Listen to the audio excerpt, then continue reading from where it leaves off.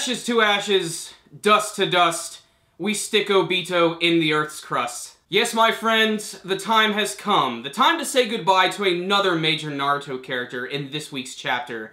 It is finally the death of Obito Uchiha. This is something that we've all been waiting to see since the end of this arc finally started to kick in when all this Kaguya stuff started popping off. And I even theorized that Obito was probably gonna die when Madara took over all those chapters ago. But it's awesome because it really shows how far Obito has come, and it really makes you sort of like think about how far his story has like sort of evolved. And it really made me think about like when Toby was first introduced and how crazy his powers were, the battle he had with Konan, all the little hints to who it was. And even from the beginning, it was obvious that Toby was probably going to be Obito, but I still think they handled it well, and this chapter really showed that he was going to be a very important character, not only to the story, but to Naruto's development, especially at the end of this week's chapter, because Naruto gets pumped up and ready to kick some ass. Not only that, but we actually did get a little bit of action this week, which was also really cool. You got to see a little bit of Sasuke using his Susanoo and exploding into the sky, which was definitely one of the coolest scenes this week. But honestly, the biggest thing to take away from this one is the death of Obito, which was slow, but handled really well and had a lot of elements to it I really liked. And something that I think is interesting, and a lot of you even commented on this in last week's review, is that can't Naruto just heal Obito just by touching him now that he's got like all these crazy god powers? Well, they actually immediately get rid of that because in the beginning of this chapter, the Black Zetsu makes it clear that there's nothing Naruto's going to be able to do, even though he's using his abilities on Obito. And Obito's actually starting to crumble away, almost like an Edo Tensei zombie. It's really disturbing and fucked up.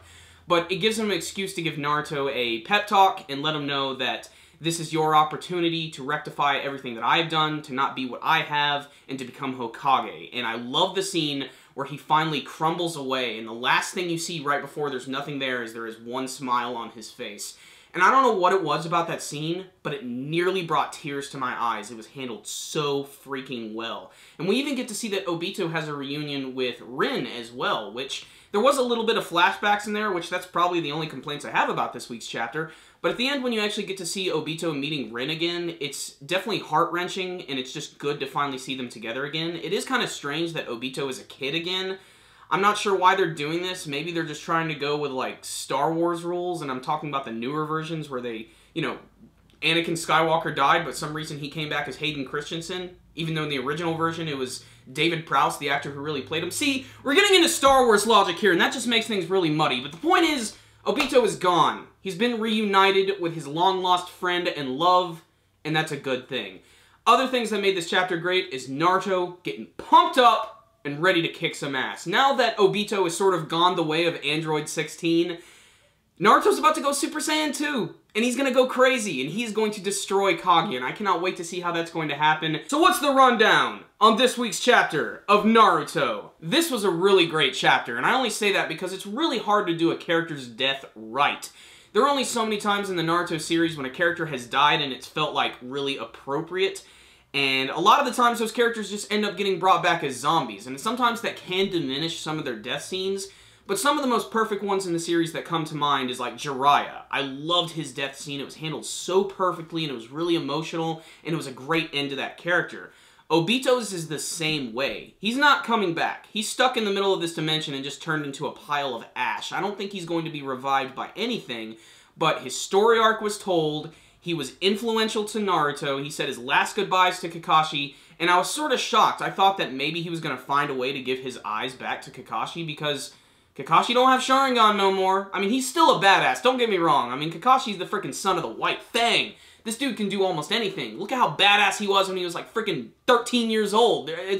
He's only going to get stronger from here, but the only thing I have to say is the next couple chapters, I really hope they're going to be action-packed. And also, just the dynamic of Naruto and Sasuke this week was interesting. How Sasuke was constantly going on the attack after Kaguya was changing the dimensions, and even mentioning to Naruto, there's nothing we can do to save him. We gotta help him. I'm gonna act as a decoy.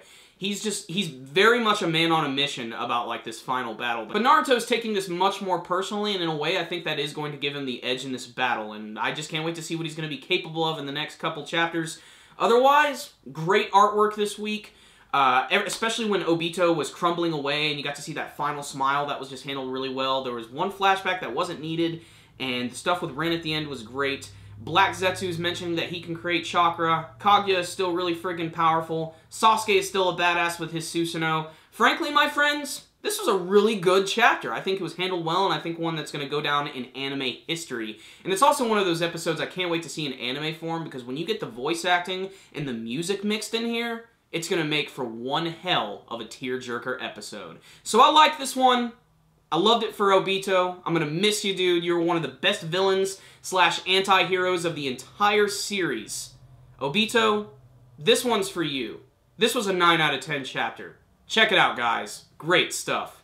Thank you guys for watching my review today. Before you leave, make sure and hit that like button so you can give this video a thumbs up. And it is now time for the big question of the week. Now that Obito has been defeated, what do you think Naruto and Sasuke are going to do to take down Kaguya in the final battle of the series? Remember, guys, before you leave, make sure and subscribe to the channel if you have not already. That way you can check out all of our anime and manga reviews, and you can also check us out on Facebook and on Twitter. I'll put links for those in the description box below.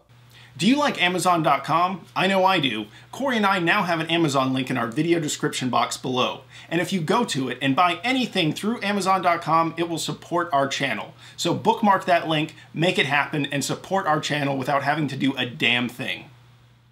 Another great way you guys can help support our channel is by donating directly through our PayPal link in the description box below.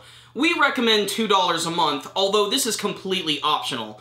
But the best way to go about this is by sneaking into your mom's room and taking $2. This way, she won't even notice. And we won't have to shake you up for all of your lunch money. So guys, that concludes this review today. Super Kami Guru 9000. Out.